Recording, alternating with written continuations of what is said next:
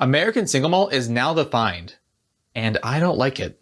On July 29th, 2022, the Alcohol and Tobacco Tax and Trade Bureau, also known as the TTB, released a proposal for a new whiskey category. The proposal is to establish a new standard of identity for American single malt whiskey. When most people hear the term single malt, they often think of Scotland or Ireland, which are both countries that have an established category for single malt whiskey. In both countries, single means one distillery, whereas single malt means 100% malted barley. These are not the only requirements for single malt whiskey, but they are two of the big ones. In America, though, we don't have a legal definition for the term single malt. So when you find an American product that says single malt whiskey, that has no legal definition, and that just means the whiskey has to conform to the legal criteria for malt whiskey. Wait. But I thought you just said there were no laws on malt whiskey. Oh, no, we do. We just don't have a single malt category. So what's the difference? Well, let's take a look at the laws that are currently on the books, shall we? According to the current standards of identity, malt whiskey is defined as whiskey made from at least 51% malted barley, aged in a charred oak barrel, entry proof no higher than 125 proof, distillation proof no higher than 160 proof, etc. These are the same laws that we have for bourbon, rye, and any other type of grain whiskey. But the TTB is adding a particular category called American Single Malt. Under the Code of Federal Regulations, Title 27, Chapter 1, Subchapter A, Part 5, Section 143, Paragraph B, the TTB is proposing to add this line. American Single Malt Whiskey must be distilled entirely at one U.S. distillery and be mashed, distilled, and aged in the United States. Additionally, in paragraph C, they're going to be adding this whiskey category. So what is different from this new category of single malt whiskey to our old regulation on malt whiskey? First is that it must be made from 100% malted barley. Makes sense. Second is a size restriction, which states that the barrels must be 700 liters or less. The third difference is that this category does not require new charred oak barrels. It just requires oak barrels. Used, new, charred, uncharred, doesn't matter. Must be aged in a oak barrel. Fourth is that there's no barrel entry proof maximum.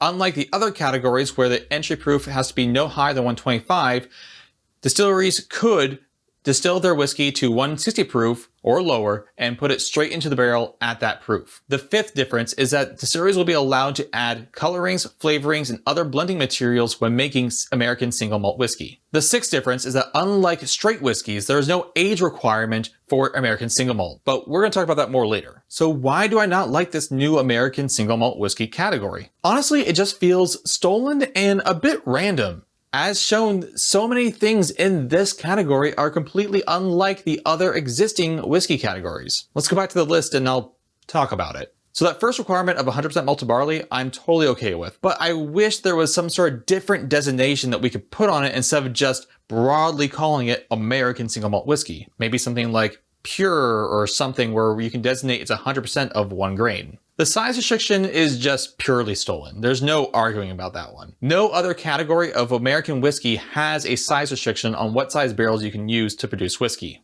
The third difference was the used barrel allowance. Again, this is one I'm totally okay with, but again, I would like to see some sort of other designation that we can give to whiskeys that use used barrels. Creating a rye whiskey in used barrels instead of new charred oak would be really cool and interesting to do, but currently is not actually allowed. No entry proof maximum? I'm not actually sure how I feel about this one. It just seems inconsistent with the rest of the whiskey categories. Colorings, flavorings, and blending material? Scotland and Ireland are allowed to add a coloring to their whiskeys to ensure that they have a consistent color profile across all their whiskeys. Particularly, they're allowed to use a coloring called E150A, or Distiller's Caramel. This coloring is considered to have no taste whatsoever, and that's why it is allowed, and only that grade of E150 is allowed. Canada, on the other hand, is allowed to add E150A or E150B, which is a slightly less quality coloring. But this requirement they are adding doesn't designate what kind of things are allowed to be added. It just says colorings, flavorings, and blending material. It does not just say E150A or E150B or what. I think this leaves the code to be interpreted kind of broadly and can put American single malt whiskey actually in danger instead of helping it. No age requirement? That is on par with everything else in America. Bourbon can technically just be aged in a barrel for 15 minutes and be bourbon. Can't be straight bourbon. Straight does add a year marker, but again, we'll talk about straight down a little bit later. And so that's my problems with these regulations, but there's also a few other things I have problems with too. For instance, single in Scotland and Ireland has its own meaning. Single on its own means one distillery. But here, in the changes that the TTB is proposing, single is only used in the context of American single malt.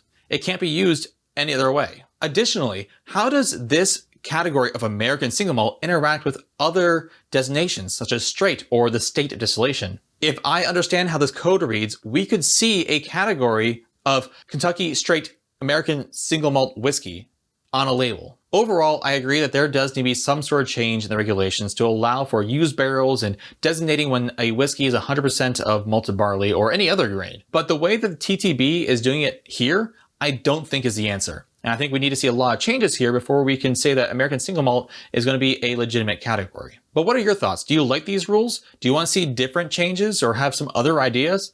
If so, leave a comment down below. Or even better, if you have a really good idea that you want to share with the TTB, go to the link down below and leave a comment before September 27th, 2022. And until next time, may it always be the other guy that says, "This whiskey is on me."